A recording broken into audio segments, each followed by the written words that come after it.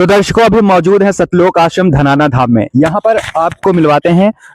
अभी तो फिलहाल इनका नाम कपाल दास है, इनको लोग कपाल दास नाम से जानते हैं। लेकिन कुछ समय पहले ये नाथ संप्रदाय के बहुत ही बड़े संत हुआ करते थे। इनका आप लोगों ने इनको कुछ वीडियो में देखा ही होगा, इनकी बहुत बड़ी बड़ी जटाएं थी। लेकिन फिर इनको अचानक किसी ने संत रामपाल जी महाराज जी के बारे में बताया और इनको ज्ञान हुआ। आइए इनसे जानते हैं कि आखिर इनके जीवन में ऐसी कौन सी घटना घटित हुई कि ये इतने बड़े संत थे, काफी फेमस संत थे और काफी बड़ी बड़ी इनकी जटाएं भी थी। मतलब काफी जाने पहचाने थे अपने यहाँ, काफी लोग इनके दर्शन करने भी आते थे। तो आखिर इनकी जिंदगी में ऐसा क्या हुआ, ऐसी कौन सी घटना घटी कि ये वो सब कुछ छोड़कर यहाँ पर संत रामपाल जी महाराज जी के आश्रम में आ गए, उनसे नाम दीक्षा ले ली। नमस्कार सर। साहब जी। कपाल नाथ भगत जी, आप कपाल नाथ से कपाल दास बनने का आपका सफर कैसा रहा, कैसे शुरुआत हुई इस चीज की? शुरुआत भगत जी ऐसे हुई कि हम अपने आश्रम में रहते थे और आश्रम में आपके आश्रम का नाम क्या था? आश्रम का नाम हाईवे के ऊपर भैरवनाथ मंदिर आश्रम का नाम है और राजस्थान नागौर जिले में मेड़ता सिटी डांगावास रोड पे आश्रम है, हाईवे के ऊपर ही जी। और जब हम उस आश्रम में रहते थे तो उस आश्रम में दारू चढ़ती है, मंदिर में मांस मदिरा मतलब सब चढ़ता है। तो बहुत साधु संत हमारे पास में आते थे, बीमार भी होते थे सब, किसी को टीबी, किसी को कैंसर, मतलब बहुत बीमारियां होती थी। तो हम यही सोचते थे कि हम इतने बड़े बड़े साधु बने हुए और ये दवाखाना, हॉस्पिटल, मेडिकल सब जगह जाते हैं लेकिन कोई इलाज नहीं होता, तो साधु बनने का कोई फायदा नहीं है।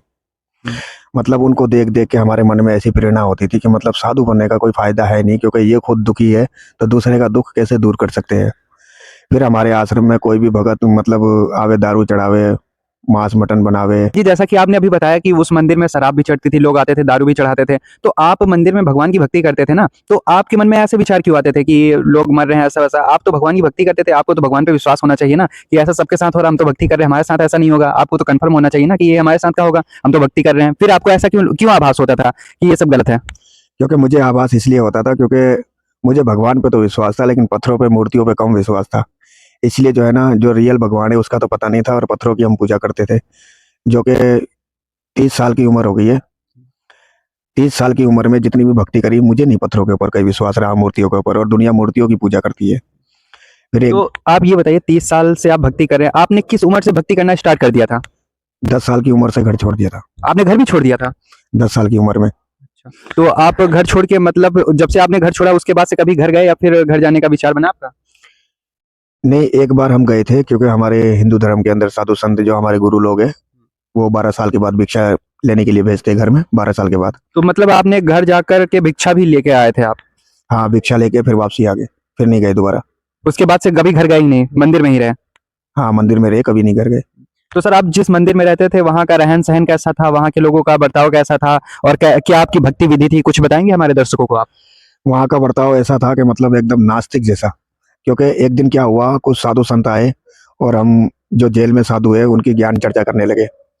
तो ज्ञान चर्चा करते करते परमात्मा जी का, संत रामपाल जी का भी नाम आ गया। बोले वो परमात्मा जी भी हिंदू धर्म की भक्ति छुड़वाते हैं और हिंदू धर्म के देवी देवता को गलत बोलते हैं और वो भी जेल में है। तो मेरे मन में विचार आया, ये आसा राम है, राम रहीम है, इनके बारे में तो हमने सुना था कि भाई ये गलत है। जब संत रामपाल जी का नाम पहली बार सुना था तो हमने सोचा मैं क्या, इनके तो सुन रखे, संत रामपाल जी का भी सत्संग सुनते हैं, क्या बोलते हैं वे।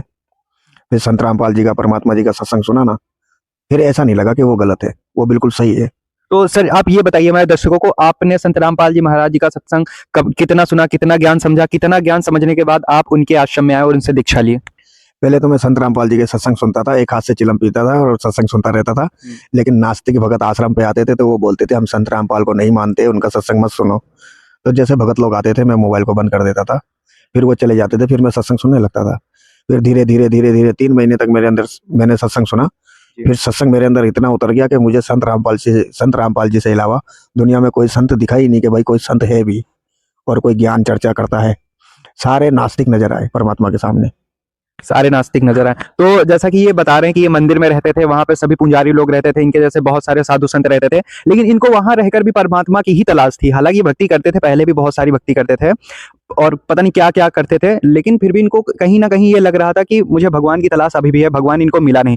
फिर इनके सामने चर्चाएं हुई, फिर इन्होंने संत रामपाल जी महाराज जी का नाम सुना और उनके सत्संग सुने। 3 महीने तक लगातार सत्संग सुनने के बाद इनको ये आभास हुआ कि हाँ, अगर दुनिया में कोई संत है जिसके पास मोक्ष मार्ग है, ज्ञान है, तो वो संत रामपाल जी महाराज हैं। फिर इनके अंदर बहुत ज्यादा बेचैनी हुई, उनको संत रामपाल जी महाराज जी से नाम दीक्षा लेने की उत्सुकता हुई और फिर आइए इनसे जानते हैं कि फिर इनको यहाँ पे संत रामपाल जी महाराज जी के आश्रम में कौन लेकर लेकर आया, किसके माध्यम से आए और कब इन्होंने नाम दीक्षा ली। जी बताइए हमारे दर्शकों को।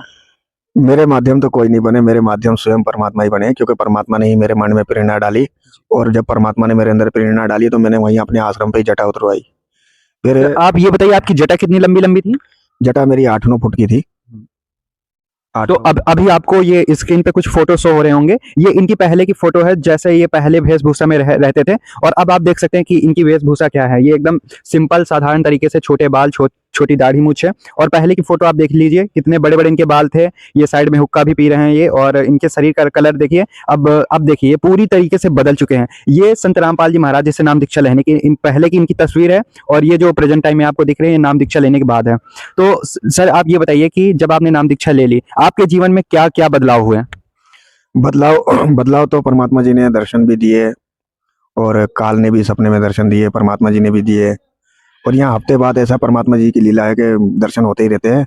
और परमात्मा जी ने सेवा दे रखी है, शरीर भी स्वस्थ है, सारा कुछ लाभ, एकदम सब लाभ हो रहा है, कोई दिक्कत वाली बात नहीं है। तो आप हमें ये बताइए कि दुनिया में तो और भी संत हैं, फिर आपने संत रामपाल जी महाराज जी को ही अपना गुरु क्यों बनाया। उनके और अन्य संतों के ज्ञान में आपको क्या भिन्नता नजर आई। उनके और जो भी और भी धर्म गुरु हैं, उनके भी लाखों करोड़ों के संख्या में उनके भी शिष्य हैं, उनके भी अनुयायी हैं। जैसा कि अभी एक बहुत ही फेमस बाबा हैं, बागेश्वर धाम वाले बाबा धीरेन्द्र शास्त्री जी। उनकी पता नहीं कितने लाखों में हिंदू शिष्य हैं। आप उनके पास जाते हैं, वो तो आपको देख के आपका परिचय बना देते हैं, आपके बारे में पूरा बता देते हैं। और अपने और भी फेमस बाबा हैं, जैसे अनिरुद्धाचार्य जी हो गए, देवकी नंदन भी हो गए, और प्रेमानंद जी के बारे में हमने सुना है, वो तो बहुत ही अच्छा ज्ञान बताते हैं। जो भी लोगों को बताते हैं एकदम सही बताते हैं, एकदम राइट बताते हैं। उनके ज्ञान सुन के तो लोग एकदम आनंदित हो जाते हैं। तो इतने फेमस इतने बहुत सारे दुनिया धरती पे बहुत संत महात्मा हैं, आप उनके पास ना जाकर के संत रामपाल जी महाराज जी के पास ही क्यों आए। इनके ज्ञान में और उन सबके ज्ञान में आपको क्या भिन्नता नजर आई, ये बताइए हमारे दर्शकों को।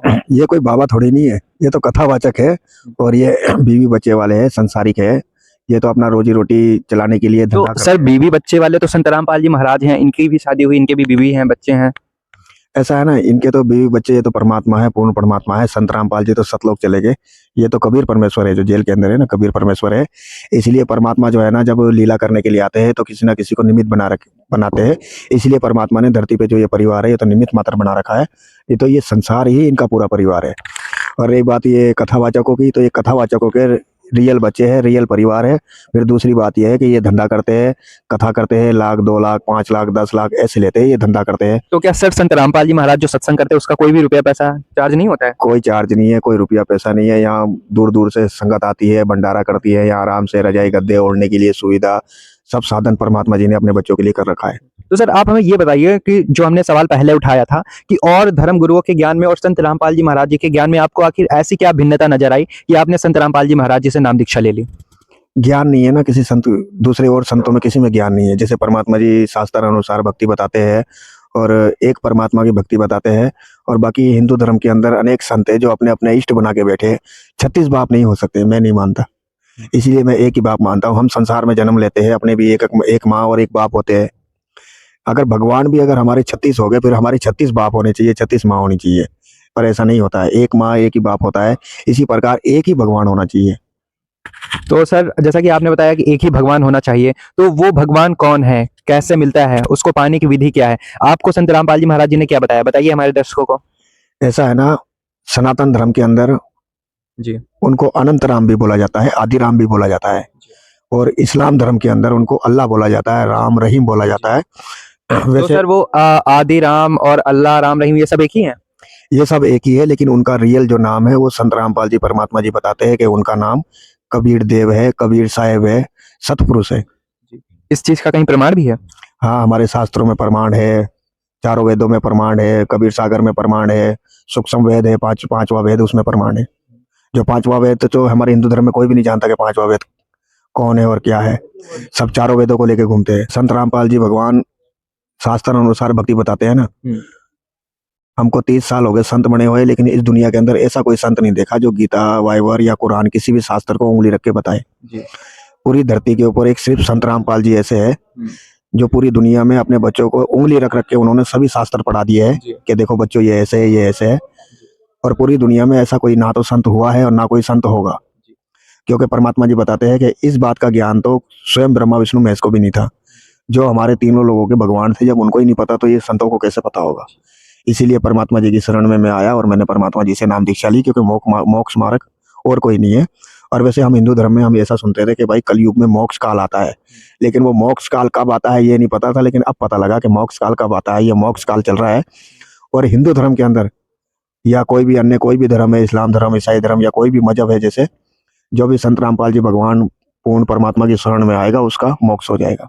तो दर्शकों, अभी आपने देखा कि इन्होंने भी एक संत होते हुए इन्होंने संत रामपाल जी महाराज जी को अपना गुरु धारण कर लिया, खुद एक भगत बन गए और ये आम जन समाज को भी ये संदेश दे रहे हैं कि आप सब संत रामपाल जी महाराज जी की शरण में आए, उनसे नाम दीक्षा लेकर सद्भक्ति करें और अपना कल्याण करवाएं।